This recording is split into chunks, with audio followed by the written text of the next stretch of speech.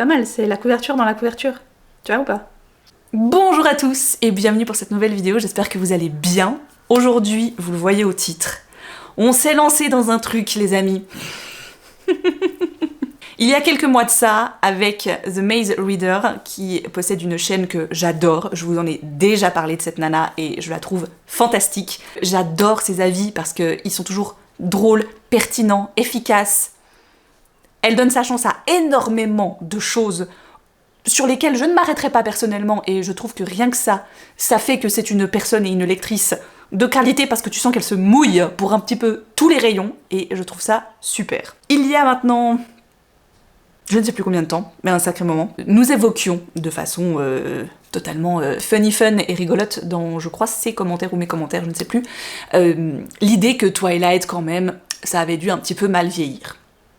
Et que c'est marrant parce qu'on les avait jamais relus, hein, voilà. Alors je pense que quand j'ai découvert Twilight, j'avais 17 ans, ça venait de sortir plus ou moins, et c'était la lecture. Jill, The Maze Reader, me dit « mais ce serait fun qu'on les relise, non ?» Je dis « est-ce qu'on se lancerait pas dans un petit challenge, vu que la saga a 20 ans cette année aux États-Unis, vu qu'elle est sortie en 2005 pour la première fois, oh, ça nous rajeunit pas cette histoire, de les relire. » Et elle m'a dit bah, « let's go, je te suis, on est parti. » Et donc au bout d'un moment, on a dû se décider. Et on s'est décidé là, fin juillet, et nous y sommes. Nous sommes le 5 août. Et je vous dis officiellement que j'ai commencé et que j'ai, ma foi, bien avancé dans ma relecture de Twilight. Mais avant de poursuivre ce petit voyage en nostalgie, laissez-moi vous présenter le partenaire de la vidéo du jour. Il s'agit encore une fois de la marque de bougies et de parfums d'intérieur Ava et May. Cette marque s'inspire toujours de destinations pour imaginer leurs différentes odeurs de parfums de bougies. Et là, je sais, vous vous dites, mais c'est beaucoup trop tôt. Mais en même temps, plus on s'y prend tôt, plus on est sûr d'avoir les cadeaux adéquats pour chacun de nos proches. Donc pourquoi pas déjà commencer à faire vos cadeaux de Noël. Ouais, je sais. Dans le premier set qui s'appelle Christmas Walk, vous allez vous rendre en Allemagne et plus précisément à Dresden et Nuremberg parce que marché de Noël oblige. Honnêtement, ça fait toujours son petit succès. Je vous assure qu'en cadeau de Noël, mes proches, ils en raffolent. Dans Dresden, vous avez amande, cardamome et vanille. Et dans Nuremberg, c'est ma préférée. Vous avez cannelle, clou de girofle et gingembre. Elles sont vraiment très bonnes. Oh, c'est incroyable. Franchement, regardez, ils font parfaitement la paire, ils sont absolument splendides et les deux se marient à la perfection, tout en étant dans des odeurs assez différentes quand même. Mais le vrai petit chouchou, c'est le set Pôle Nord. Vous allez avoir évidemment Santa's Sleigh Ride et le Santa's Workshop. Je les aime. Chaque année, je les aime trop ces deux.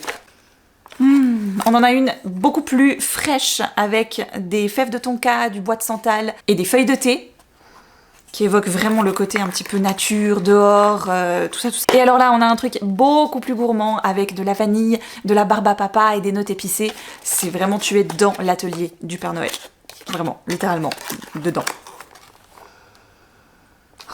Et bien sûr, qui dit cadeau de Noël, dit aussi calendrier de l'Avent. Et alors ça tombe bien, parce qu'avec le code OMG Margot, que je vous indique juste ici, et en lien cliquable en barre d'infos, vous avez moins 25% sur la précommande du calendrier de l'Avent, et vous avez moins 50% sur tout le reste de la boutique. Merci beaucoup à Ava et May d'avoir sponsorisé cette vidéo, et je vous laisse avec la suite.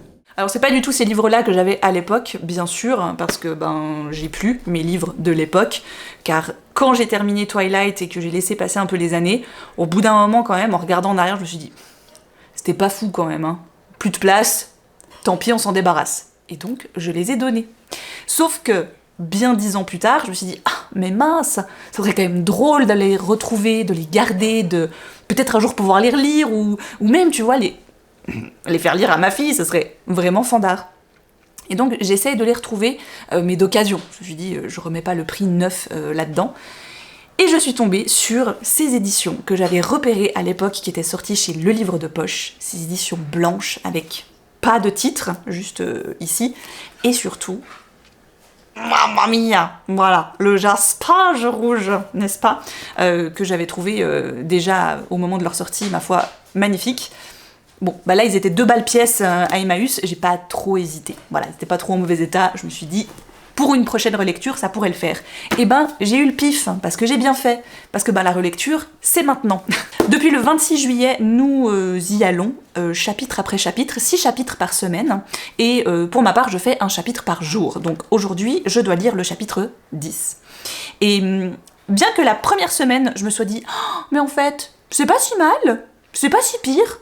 J'ai été peut-être un peu dure, un peu sévère avec Twilight, parce que vraiment, la première semaine, donc les 6 premiers chapitres, m'ont donné un peu cette impression, mais de Madeleine de Proust, mais gigantesque. Oh, tu sais, celle dans laquelle tu mords et d'un coup t'as vraiment, mais t'as même pas juste un flash ou un sentiment de nostalgie qui t'arrive dessus. Non, c'était un tsunami de nostalgie qui m'est arrivé contre.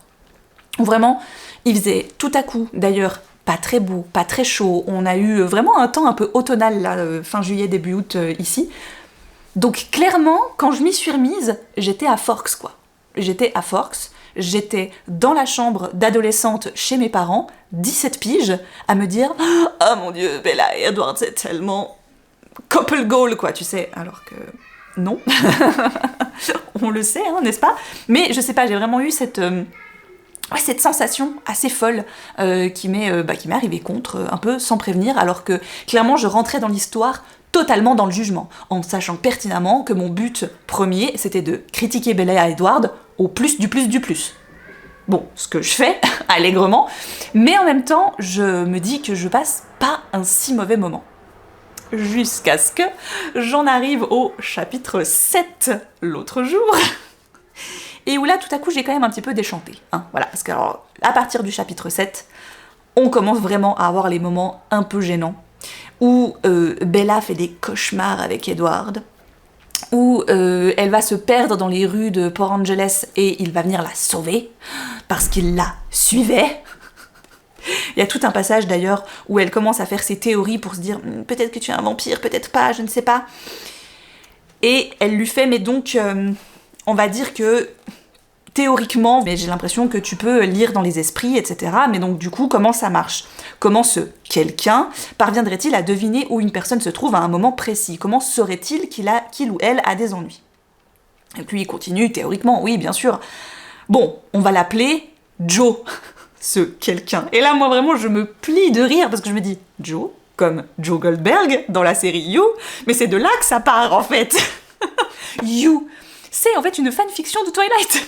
Il dit, bon, va pour Joe. Mais si Joe avait été plus attentif, le timing n'aurait pas été aussi serré. Il n'y a que toi pour t'attirer des problèmes, blablabla, blablabla. À un moment donné, il lui avoue, pour finir, vu qu'on rappelle, Edward ne peut pas lire dans les pensées de Bella, alors que c'est son pouvoir vampirique sur tout le monde, que finalement, il l'a suivi, voilà, tout simplement. Et là, elle dit, mais devais-je m'inquiéter qu'il m'eût suivi? J'en éprouvais plutôt du plaisir. Alors écoute, ma chérie, il y en a, elles se sont retrouvées enfermées dans une cage en verre, hein, pour beaucoup moins que ça. Donc, les débuts de la dark romance. Franchement, je passe un moment à la fois très délicieux dans la nostalgie et tout, à la fois des moments très malaisants, mais tellement malaisants que j'en ris. Mais j'en ris tellement fort, parce que c'est jouissif, en fait. Voilà. Donc, suivez-moi à travers cette vidéo dans ma relecture de Fascination. Peut-être que je vais scinder cette vidéo en deux, en faisant Fascination et Tentation dans cette partie de vidéo, puis une partie 2 pour Hésitation et Révélation. Oh, parce qu'il y aura, je pense, des choses à dire. Oh là là. Bon, j'arrive à la fin de ce premier volume. Le truc. La première partie, je dirais, avant qu'elle capte ce qu'est réellement Edward Cullen, je l'ai trouvée vachement plus intéressante dans le livre que dans le film. Et clairement, je pense que ma vision de l'histoire en tant que telle est complètement biaisée par le film, que j'ai vu quand même, je pense, plusieurs fois, par rapport au livre que je n'ai lu qu'une fois quand j'avais 17 ans, donc il y a bientôt 20 ans quand même. Et sauf que là, j'ai eu la bascule. Là, elle a capté, il y a pas mal de scènes évidemment qui ne se passent pas exactement comme dans le livre, et j'ai préféré d'un côté comment elle découvre et comment elle confronte Edward dans le livre plutôt que dans le film, au fait qu'elle pense qu'il est un vampire, parce que ça se passe juste après qu'ils viennent lui sauver la mise, et quand il rentre à Forks, c'est là qu'elle lui annonce qu'elle pense. Voilà. Donc c'est marrant parce qu'ils sont pas dans cette forêt avec ce côté un peu genre vas-y, dis-le, ce que je trouve le film a rendu ultra bon, cringe quoi. En fait, le livre déjà de base est un petit peu malaisant à certains passages, surtout quand les deux commencent à sortir ensemble. Mais le film n'a rien arrangé en fait, au contraire, je trouve qu'il a rajouté une couche de malaise là où il y en avait déjà un petit peu, tu vois, c'est mettre du sucre par-dessus du sucre quoi.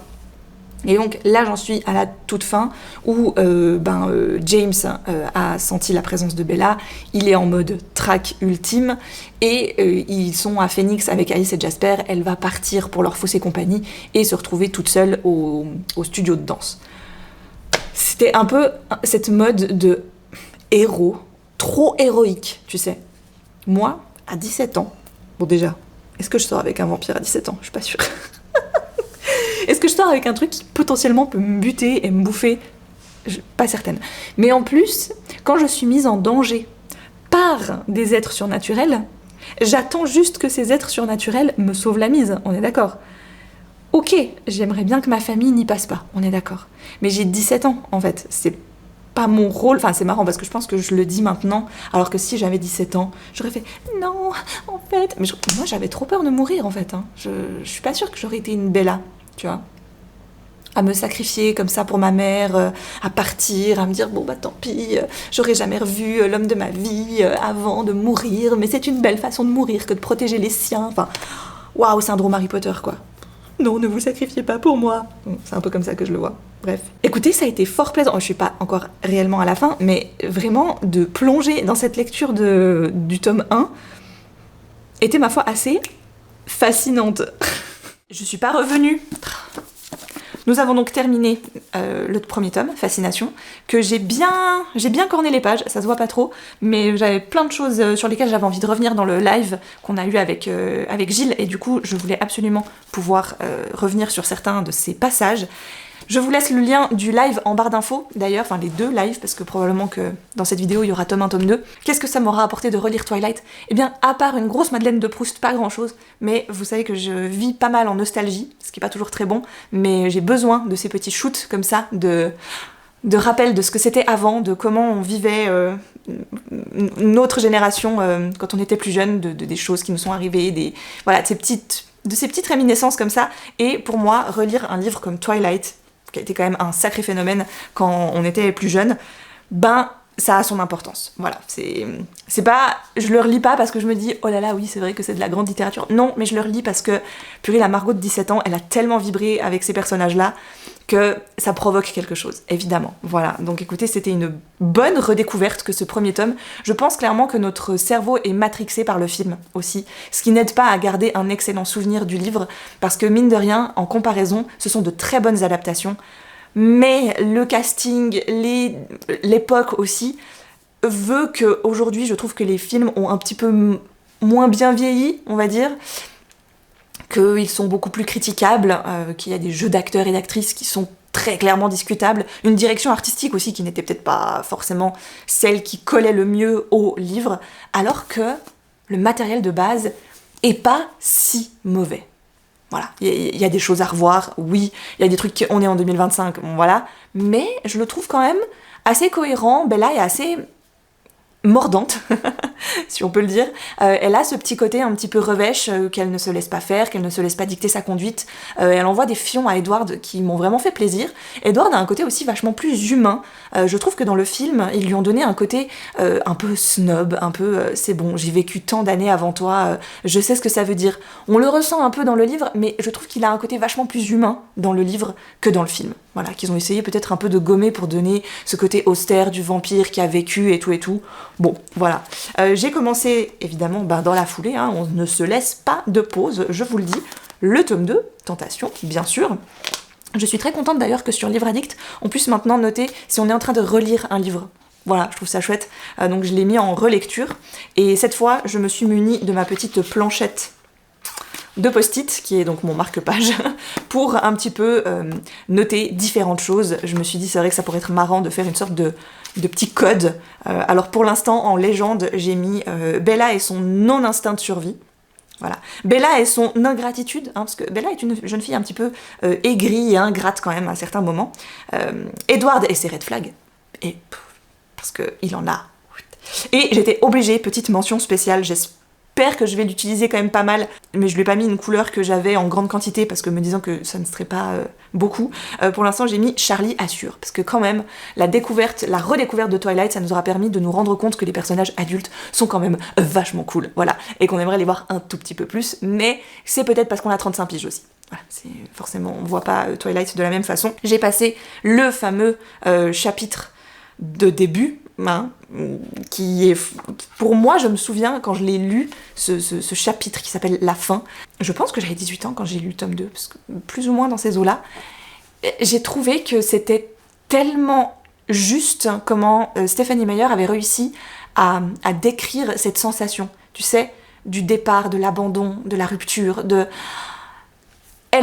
vraiment, on peut dire que des fois elle en fait trop, elle en met trop, mais là, j'ai trouvé vraiment que ce chapitre était tellement fort, elle arrivait vraiment à te faire ressentir ce que Bella ressent, et on est toutes et tous probablement déjà un peu passés par là, par vraiment ce trou dans la poitrine qui te fait terriblement mal, et tu ne sais pas comment enlever ce mal, et cette attitude de Bella qui se laisse tout simplement tomber au sol, qui se perd, qui se... Bon bah voilà, elle est maladroite, ça on l'a compris, mais qui du coup tombe et se dit juste, je vais rester là.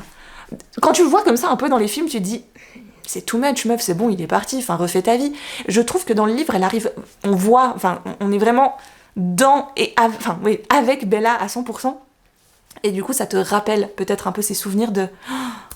On est tous et toutes passés par là, et c'est chaud, et c'est dur, et t'as pas envie, et tout ça.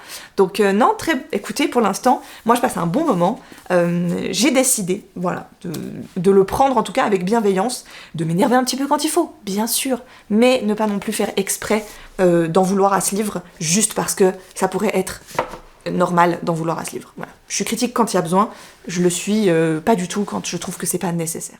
Est-ce que j'ai complètement tardé de revenir vers vous pour ma lecture de Twilight? Un petit peu, je vous avoue. Mais j'ai terminé, nous avons eu notre live sur le tome 2 chez Jill, et franchement c'était très drôle. On a beaucoup rigolé cette fois parce que vraiment, on y est allé quasi post-it par post-it. Je crois que j'ai déjà dit un peu tout ce que j'avais à dire au départ. C'est vrai que à mon avis j'ai un peu moins d'affect envers le tome 2 que par rapport au tome 1 qui est plus, comme vous l'aurez compris, dans la nostalgie, etc. Le tome 2 déjà c'est le tome de la rupture, c'est le tome où il y a Jacob qui arrive, alors autant j'ai aucune team de base, je suis ni Jacob ni Edward, au contraire justement moi je suis plus la... J'aime bien voir les autres, j'aime bien voir les personnages secondaires, j'aime beaucoup avoir beaucoup de Charlie, avoir beaucoup des Cullen, notamment Alice et Jasper, qui sont vraiment mon duo favori parmi les Cullen. Et de ne pas trop les avoir, d'avoir juste un petit peu d'Alice à la fin, je trouve que ça plombe un peu ce tome 2, qui est pas du coup le meilleur des meilleurs. En fait, c'est dans ce tome 2 que tu commences vraiment à te rendre compte que Bella, elle veut le beurre, l'argent du beurre et tout ce qui s'ensuit. Parce que, donc pour rappel, il l'a quittée, il part parce qu'il veut la protéger, parce qu'elle s'est coupé le doigt avec un morceau de papier. Ce sont des choses qui arrivent. Et sauf que Jasper a failli la bouffer lors de son anniversaire à cause de ça. Edward étant persuadé qu'il la met en danger, il veut couper le cordon tant qu'il est encore temps, et plutôt que de essayer de trouver des solutions, enfin faire un peu des choses que les gens de plus de 20-25 ans pourraient faire. On rappelle qu'il en a 117, mais ça reste un adolescent de 17 ans quand même dans son enveloppe physique, on va dire. Je me demande comment évolue le cerveau avec ça, tu vois. Est-ce que tu restes à ton stade embryonnaire de 17 ans, ou est-ce que quand même, tu vois, tu commences à avoir le cerveau d'une vieille personne au bout d'un moment. Elle se perd dans la forêt, elle tombe, tout ça, et il y a Sam de l'équipe des Kileutes qui va la retrouver et l'amener en sécurité. Donc, pendant tout ce tome 2, elle passe quand même énormément de temps à la push, elle passe énormément de temps avec Jacob, et petit à petit, elle se rend bien compte, et Jacob aussi, que quelque chose pourrait être possible. J'ai eu un Jacob dans ma vie, tu vois. Cette personne en face où tu vois bien, parce que ça transparaît tellement fort les sentiments que tu les vois, et en même temps, toi t'es pas dispo à ce moment-là. Bah vous savez quoi? J'ai fini avec mon Jacob. Et encore aujourd'hui, je peux le dire, je trouve que c'est le meilleur choix que j'ai fait de ma vie. Donc évidemment que je suis un petit peu critique envers Bella, tu vois. Parce que je lui dis, mais meuf, en fait, tu pourrais tellement vivre un truc cool. Après, on sait tout ce qui se passe avec les Kileutes, on sait tout le concept d'attachement et tout qu'ils ont, bon, soit, ça aurait de toute façon pas... Enfin, je sais pas à quel stade ça aurait marché ou pas marché, du coup, entre eux deux. Mais là où, en fait, des fois, Edward me fait largement soupirer dans le premier et là, dans le deuxième tome, Jacob apporte un petit peu de douceur et d'innocence et le côté, en fait, bêtement gamin, un peu. Et c'est vrai, tu vois, enfin, je ressens un truc chez Jacob, je trouve que je visualise, encore une fois, à tort, des fois, avec les films, Alors qu'en fait, dans les livres, pour moi, il m'a fait cet effet-là. Je vous disais un peu les post-it que j'avais mis. Donc, je vais pas revenir sur tous ceux que j'ai abordés, bien que je n'ai pas pu mettre autant de Charlie Assure que ce que j'aurais voulu. J'en ai mis, je crois, 2 ou 3. Et ensuite, il y a eu un Jacob, entre parenthèses, pansement, avec ou sans t-shirt. Parce que pour moi, Jacob joue clairement le rôle de pansement. Pansement qu'au final, Bella va un peu choisir d'arracher de façon assez forte, parce que à la fin, quand elle rentre, quand voilà, Edward est sauvé, etc., ils reviennent à Forks, ben Jacob lui dit un peu, maintenant t'as fait ton choix, quoi. Enfin, et elle est pas ok avec ça.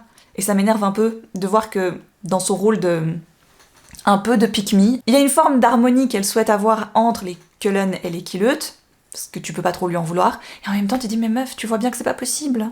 Enfin, voilà, t'as fait ton choix, c'est un truc, ça te dépasse en fait, c'est plus vieux que toi. Donc, elle me donne un peu cette impression, genre, ouais, mais moi je vais tout changer, de toute façon, tu vas rien changer du tout en fait, enfin, t'es personne, tu sens bon, c'est tout. Et je pense qu'il lui l'a compris aussi, que en fait tu t'es vraiment énormément reposé sur lui. Et d'ailleurs, on va le voir juste après. Quand elle n'a plus de nouvelles de Jacob, quand il est en pleine phase de transformation et qu'elle essaye, coûte que coûte, d'entrer, parce qu'en gros, elle est en détresse à ce moment-là. Mais je me demande si elle est, elle, en détresse ou si elle se rend compte que lui l'est aussi. Ou est-ce qu'à un moment donné, quand elle a compris ce qu'il était, qu'elle a réussi à deviner, ça aussi, putain, qu'est-ce que ça m'a saoulé. En gros, en 2-2, elle arrive à capter que Edward, c'est un vampire. Et par contre, il lui faut des plombes pour faire le lien entre les loups qui traînent dans la forêt et les Kileut et Jacob et ses petites absences en ce moment. En fait, le tome s'appelle Hésitation, mais on voit bien que l'hésitation, elle dure pas des masses, quoi. On sait très bien avec qui elle est censée terminer, et on sait très bien avec qui elle va terminer. Voilà.